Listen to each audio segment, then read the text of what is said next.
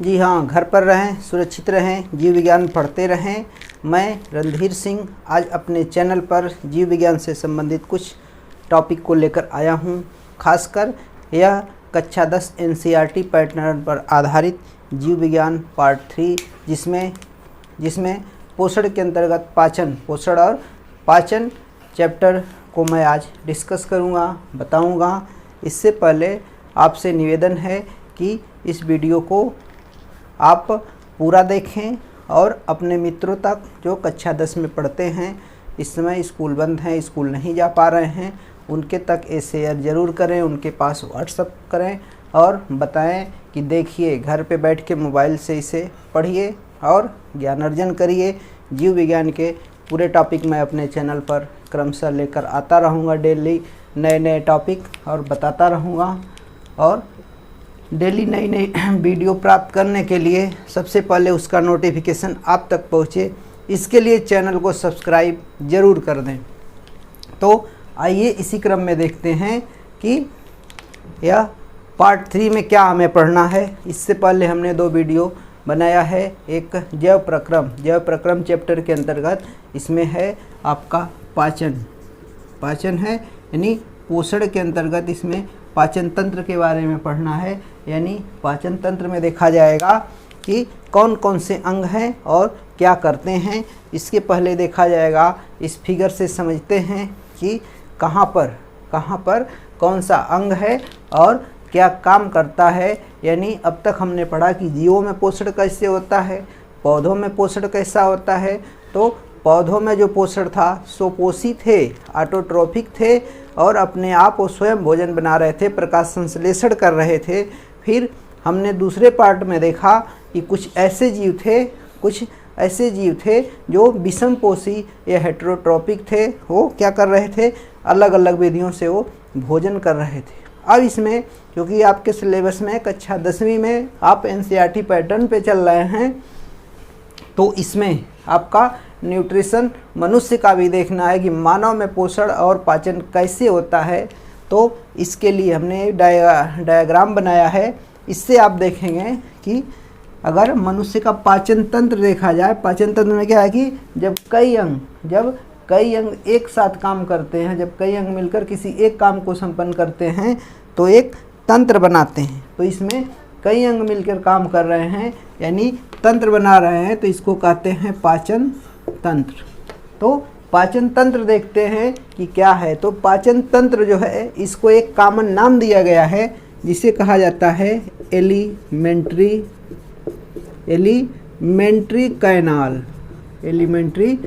Canal कहा जाता है। यानी मुख से लेकर यहाँ पर है, हमने दिखाया मुख गुहा, तो यहाँ आपके लिप्स हैं यानी ये मुख है या मुंह कहा जाता है। क्या है, मुंह आपका है। यानी मुख से लेकर या मुख गुहा से लेकर लास्ट में हमने दिखाया है ये एनस या गुदा द्वार है या मल द्वार। क्या है, मल द्वार है। तो मुख से लेकर मल द्वार तक, यानी मुख गुहा से लेकर मल द्वार यानी गुदा द्वार जो है वहाँ तक, जो ये पूरा एक नली है, कहीं चौड़ी है कहीं पतली है, घूमते घूमते यहाँ तक आई है। यानी पूरे इस संरचना को एलिमेंट्री कैनाल कहा जाता है, यानी आहार नली कहा जाता है। क्या कहा जाता है, आहार नली है।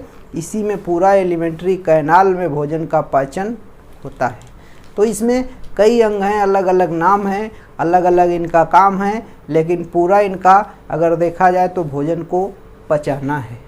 ठीक है, तो बारी बारी से देखते हैं कि इसमें कौन कौन से अंग हैं, क्या क्या काम कर रहे हैं।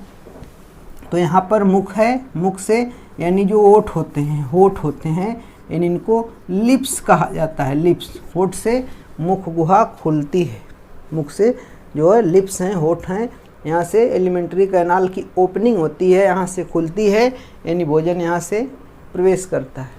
दूसरा यहीं से थोड़ा सा ऊपर ये नोजल कैविटी है, नाक है, यानी नोजल एक तरह से नोस्ट्रिल है, यहाँ से आके गले पे ही पे दोनों मिलते हैं। तो नाक से भोजन तो है नहीं, मुख से है। तो ओठ जो लिप्स हैं यहीं से ओपनिंग है, यानी ये क्या है, द्वार है, ये क्या है, गेट है। ठीक है, तो यहाँ से ओपनिंग होती है और ये हमने दर्शाया है मुख गुहा। ये दर्शाया है मुख गुहा। ये जो मुख गुहा है इसमें दांत हैं, जीभ हैं और लार ग्रंथियां हैं। तो लार ग्रंथियां जो होती हैं लार निकालती हैं, लाला रस निकालती हैं या स्लाइवरी जूस निकालती हैं, स्लाइवा का श्रावण करती हैं।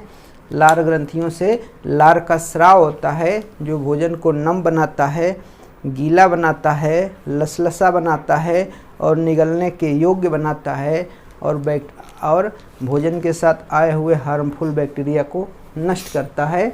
उसमें एक तरह से लाइसोजाइम एंजाइम पाया जाता है, वह हार्मफुल बैक्टीरिया को नष्ट करता है। तो इसके अंदर आपकी हो गई जीभ, इसके अंदर जीभ हो गई, यहाँ पर हमने दर्शाया है। तो मुख गुहा के अंदर जीभ, फिर दांत होते हैं। दांत की संरचना इसमें होती है, 32 दांत होते हैं। दांत 4 प्रकार के होते हैं और टोटल 32 दांत हैं। ये दांत क्या करते हैं? भोजन को काटने, चीरने, फाड़ने और पीसने का काम करते हैं और एक काट पीट के विधिवत पीस देते हैं और लार इसमें मिलके इसको नम और लुगदी जैसे बना देती है। लुगदी बना देती है अर्थात उसे बोलस कहते हैं। जब लुगदी बन जाता है ऐसे बोलस हो जाता है। और जीभ इसको जब कट जाता है पूरा फैला देती है जीभ पे, सरफेस एरिया। जीभ इसका टेस्ट कराती है, यानी जीभ का मेन काम है स्वाद इंद्री है टेस्ट कराना। टेस्ट कराकर इसको क्या करती है? बोलस के फॉर्म में बदल देती है, यानी निगलने के लिए। और आपका यहाँ से ये आपकी है ग्रसिका या इसोफेगस कहा जाता है। ये है ग्रसिका या इसोफेगस है। इसी इसोफेगस के माध्यम से ये नली है यहाँ पर आकर जुड़ी होती है, जिसे ग्रसिका कह रहे हैं। और ग्रसिका आकर यानी यहाँ से मुख गुहा से लेकर यहाँ तक एक नली जैसे संरचना है जो एक तरह से आमाशय को जोड़ने का काम कर रही है। इसमें किसी प्रकार का पाचन नहीं होता है।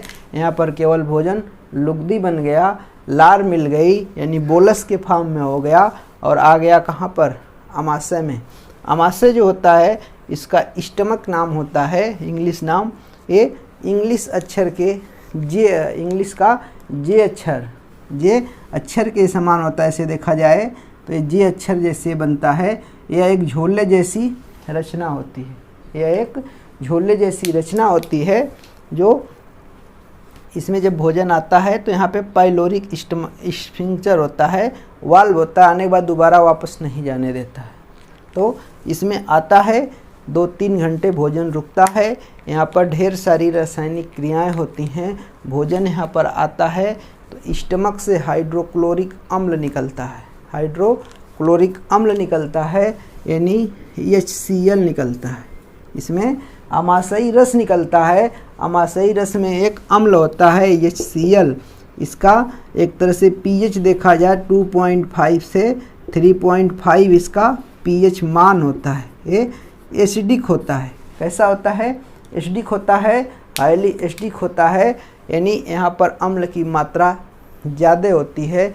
यहाँ पर स्टमक में आने के बाद भोजन HCl के प्रभाव से हानिकारक बैक्टीरिया तो नष्ट होते ही हैं और दूसरे ये भोजन जो होता है यहाँ पर अम्लीय फॉर्म में है और काइम बन जाता है। यहाँ पर एक तरह से काइम बन जाता है, एक तरह से जिससे सॉलिड जैसे बन जाता है तो काइम बन जाता है। यहाँ पर जब भोजन का पार्ट आया तो यहाँ पर क्या था? बोलस था, यानी मुख गुहा से जब चला तो बोलस था, यहाँ पर जब आया तो काइम बन गया। काइम ये लिक्विड जैसे हो गया।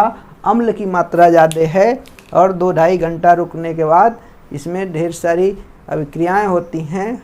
ठीक है। इसके बाद भोजन ड्यूडेनम से, ड्यूडेनम एक रचना है या ड्यूडेनम हमने दर्शाया है। ये सी आकार की ये संरचना होती है, सी आकार की। ड्यूडेनम एक सी आकार की नली है जो आमाशय को छोटी आंत से जोड़ने का काम करता है। यानी इसके अंदर एक घुमा हुआ संरचना जो देख रहे हैं ये आपकी छोटी आंत है, तो स्टमक को छोटी आंत से जोड़ने का काम ड्यूडेनम कर रहा है। इससे पहले ड्यूडेनम के पास यहाँ पे 2 संरचनाएं दिख रही हैं। यहाँ पर है ये लीवर। लीवर से पित्त बनता है और यहाँ पर एक पित्ताशय नामक एक संरचना है जिसे गाल ब्लैडर भी कहा जाता है या पित्ताशय कहा जाता है। इसी पित्ताशय में इस लीवर से बनकर पित्त रस स्टोर होता है और वो भी एक तरह से डाइजेस्टिव, उसमें एंजाइम होते हैं और इसी ड्यूडेनम में आकर मिलते रहते हैं। तो ऐसे ही यहाँ पर एक संरचना है जिसको अग्न्याशय या पैनक्रियाज कहा जाता है। अग्न्याशय या पैनक्रियाज कहा जाता है। यह पैनक्रियाटिक जूस का स्राव करती है, यह पैनक्रियाटिक जूस का स्राव करती है और भोजन को पचाने का काम करती है। तो इस तरह से ये सहायक ग्रंथियाँ हैं, लीवर और अग्न्याशय ये सहायक ग्रंथियाँ हैं, भोजन को पचाने का काम करती हैं। अर्थात ये सब डाइजेस्टिव जूस ये सब एक तरह से काइम फॉर्म में आ है और आ गया आंत में। जब आंत में आ जाता है तो यहाँ पर ये बन जाता है काइल के स्टेज में हो जाता है। किस फॉर्म में हो जाता है? काइल के स्टेज में हो जाता है, फॉर्म में हो जाता है। और हम जो भोजन करते हैं उसमें आपका कार्बोहाइड्रेट होता है, प्रोटीन है, फैट है, विटामिन्स है, मिनरल्स हैं, ये सब भोजन के पार्ट होते हैं।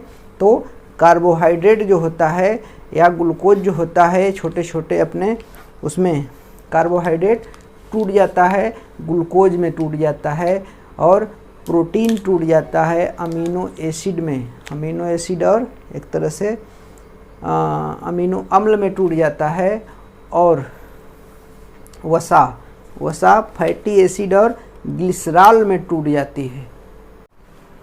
आइए देखते हैं कि इसमें जो लीवर था आपका बाइल जूस बना रहा था, यानी पित्त रस बना रहा था, पित्त रस आ रहा था ड्यूडेनम में, या भोजन में जो हमने भोजन किया था उसमें जो वसा या फैट थी उसका इमल्सीकरण कर रहा है। वो छोटी छोटी एक तरह से उनको बूंदों के रूप में तोड़ दे रहा है, जैसे साबुन का फेन होता है, झाग होता है, वैसे इमल्सीकरण कर रहा है। तो यहाँ पर एक तरह से इमल्सीफाई कर रहा है, इमल्सिफिकेशन कर रहा है।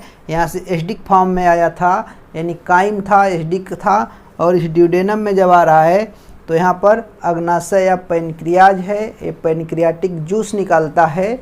इस पैनक्रियाटिक जूस में ट्रिप्सिन नामक एंजाइम होता है जो क्या करता है, प्रोटीन के पाचन में भाग लेता है, प्रोटीन को पचवाता है और यहाँ पर इसका जो अम्लीय माध्यम है इसको धुलवाता है एक तरह से, और क्या करता है, बेसिक मीडियम में अर्थात क्षारीय माध्यम में बदलने का काम करवाता है। इसके बाद जो भोजन था वो आपका पहुंच गया यहाँ पर, ये छोटी आंत है, ये जो टेढ़ी मेढ़ी ये संरचना है ये छोटी आंत है, ये छोटी आंत है। छोटी आंत में भोजन पहुंचा और छोटी आंत में पूरी तरह से भोजन पच जाता है।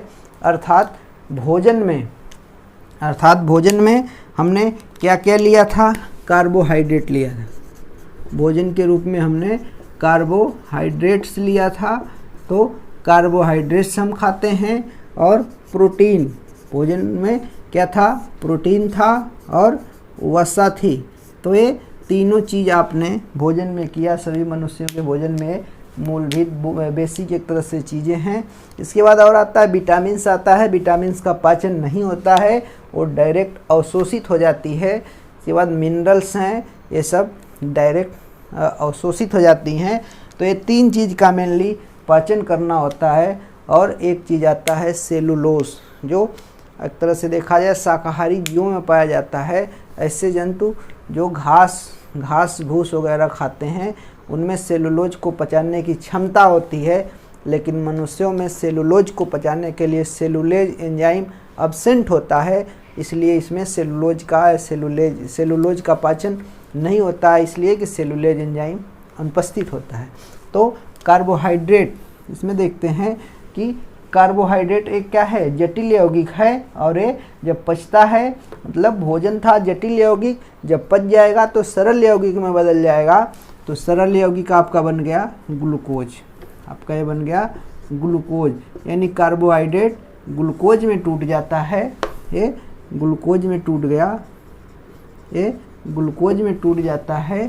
प्रोटीन आपका टूट जाता है अमीनो अम्ल में टूट जाता है, अमीनो एसिड में टूट जाता है। ये आपका हो गया अमीनो अम्ल, ये अमीनो अम्ल में टूट गया, प्रोटीन अमीनो अम्ल में टूट गया। अब आते हैं वसा पर। वसा टूटता है आपका ग्लिसरॉल में।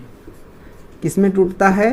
ग्लिसरॉल में टूटता है और फैटी एसिड में ग्लिसरॉल प्लस फैटी अम्ल, फैटी एसिड है, यानी ये आपका हो गया ग्लिसरॉल और वसीय अम्ल। फैटी एसिड का होता है वसीय अम्ल में टूट गया, अर्थात वसा जो है जटिल है, यानी कॉम्प्लेक्स कंपाउंड है, और ये सिंपल कंपाउंड ग्लिसरॉल और फैटी एसिड में टूट गया। ऐसे ही प्रोटीन कॉम्प्लेक्स कंपाउंड है, जटिल यौगिक है, ये सरल यौगिक अमीनो एसिड या अमीनो अम्ल में टूट गया। कार्बोहाइड्रेट जटिल था, सरल में टूट गया, ग्लूकोज फ्रक्टोज में टूट गया, गैलेक्टोज में टूट गया, तो ये जटिल से सरल हो गया। अब ये जब सरल हो गया यानी छोटी आंत में पूरी तरह से जब ये क्या हुआ, पच गया, पच जाने के बाद यहाँ पर जाता है बड़ी आंत में, और बड़ी आंत से इसमें एक तरह से अवशोषण हो जाता है पूरी तरह से, और जो अवशेष होता है या अपच्य भाग होता है वो मल के रूप में यहाँ कोलन में एक तरह से कोलन, तो ये आंत का भाग ही है, पश्च भाग है, यहाँ पे मलाशय होता है। ये संरचना जो फूली हुई दिख रही है ये मलाशय या रेक्टम है, यहाँ पर स्टोर होता रहता है, और 12 से 24 घंटे के अंतराल पर समय समय पर ये मलद्वार से मल के रूप में त्याग कर दिया जाता है। तो ये आपके भोजन या और पोषण से संबंधित जो मेन टॉपिक रहा ये होता है, यहाँ से मल त्याग कर दिया जाता है। यानी ये एलिमेंट्री कैनाल का लास्ट पोर्शन है, इंड पॉइंट है मलद्वार, और स्टार्टिंग पॉइंट है लिप्स यानी माउथ कैविटी, लिप्स के पास माउथ कैविटी है, तो वहाँ से यहाँ तक ये पूरा एलिमेंट्री कैनाल है। दूसरा यहाँ एक संरचना ये आपको दिखाई दे रही है अपेंडिक्स। अपेंडिक्स है ये यहाँ छोटी आंत और बड़ी आंत जुड़ती है। यहाँ पर देखिए छोटी आंत और ये बड़ी आंत, ये छोटी आंत और बड़ी आंत ये जुड़ रही है। एक उंगली जैसे प्रवर्ध जैसे संरचना दिखाई दे रही है, उंगली जैसे प्रवर्ध है, फिंगर लाइक स्ट्रक्चर है। यह क्या करता है, इसका कोई मनुष्य के शरीर में इसका कोई कार्य नहीं है, एक अवशेषी अंग है। इसमें कभी कभी इन्फेक्शन हो जाता है, सूजन हो जाती है, स्वेलिंग हो जाती है, या किसी अन्य कारण से इसमें इन्फेक्शन हो जाता है, जिसको काट कर ऑपरेशन करके निकाल दिया जाता है, इसको अपेंडिक्स कहा जाता है। ऐसे ही एक गॉल ब्लैडर है। गॉल ब्लैडर में जब कोलेस्ट्रॉल की मात्रा एक तरह से शरीर में जब कोलेस्ट्रॉल की मात्रा बढ़ जाती है तो कोलेस्ट्रॉल इस गॉल ब्लैडर में क्रिस्टल का फॉर्म बना लेता है, और वही क्रिस्टल का फॉर्म एक तरह से गॉल ब्लैडर का स्टोन या जीवी स्टोन बनाता है, पथरी बनती है, पित्ताशय की पथरी बन जाती है कोलेस्ट्रॉल की अधिकता से। दूसरा इसमें आता है कि ये रेक्टम वाले एरिया में पाइल्स नामक एक तरह से बीमारी होती है, उसमें जो मलद्वार होता है वहाँ पे बैक्टीरियल इन्फेक्शन हो जाता है, इन्फेक्शन के कारण पाइल्स हो जाता है। और आंतों से संबंधित एक है लूज मोशन, आंतें क्या हो जाती हैं, इन्फेक्शन के कारण ढीली हो जाती हैं, यानी बड़ी आंत जब अवशोषण नहीं कर पाती है, बड़ी आंत अवशोषण नहीं करती है, जितने मिनरल खनिज होते हैं सब मल के साथ बाहर आ जाते हैं, शरीर डिहाइड्रेशन की कंडीशन में आ जाता है, शरीर में पानी की कमी आ जाती है, उस कंडीशन को डिहाइड्रेशन कहते हैं। उसके लिए ड्रिप की आवश्यकता होती है, ग्लूकोज चढ़ाया जाता है। तो ये बड़ी आंत का कोलन तक आते आते पूरा एब्जॉर्ब हो जाता है। अब इन आंतों में ये चारों तरफ से घिरी हुई बड़ी आंत है। बड़ी आंत जो होती है इसमें उंगली एक तरह से फिंगर लाइक प्रवर्ध होते हैं, जिसको माइक्रोविलाई कहा जाता है। इसमें ये जो प्रवर्ध होते हैं वो क्या करते हैं, सरफेस एरिया को बढ़ाते हैं और अवशोषित कर लेते हैं। जो भी ये सब भोजन हमने किया था पच के सरल यौगिक बन गए। सरल यानी glucose, amino acid, glycerol, fatty acid, इस सब को अवशोषित कर लेता है और यह अवशोषित करने के बाद ब्लड के माध्यम से पूरे शरीर में पहुंच जाता है, यानी शरीर के सभी अंगों तक जाता है। और सभी अंग किससे मिलकर बने हैं? सेल या कोशिकाओं से बने हैं। तो कोशिकाओं में जाकर ये क्या करता है? जारण इसका होता है, ऊर्जा मिलती है। फिर प्रोटीन जो होता है ये शरीर के टूटे फूटे एक जैसे सेल हैं, डैमेज सेल हैं और टूटे फूटे अंगों की मरम्मत करता है, उनको पोषण प्रदान करता है। वसा जो होता है वो भी क्या होता है? हाईली कैलोरी होता है, ये उसमें कैलोरी मिलती है। और फैट जो होता है एडिपोज टिश्यू के रूप में स्किन के नीचे जमा हो जाता है। तो ये सब होता है। और दूसरी चीज़ प्रोटीन जो होता है मांसपेशियों का निर्माण करता है, मसल्स बनाता है। और ये जो ग्लिसरॉल है ये फैट का फॉर्मेशन कर रहा है। ग्लूकोज है जो सबसे पहले टूटता है, ऊर्जा मिलती है, यानी कार्बोहाइड्रेट से हमें पहले ऊर्जा मिलती है, फिर प्रोटीन टूटता है, उसके बाद फैट टूटता है। तो ये रहा आपके सिलेबस के हिसाब से, आपके सिलेबस के हिसाब से 10वीं के हिसाब से आपका पोषण और पोषण, न्यूट्रिशन या डाइजेशन, ये आपका चैप्टर रहा। हमने पूरा समझाने का प्रयास किया है।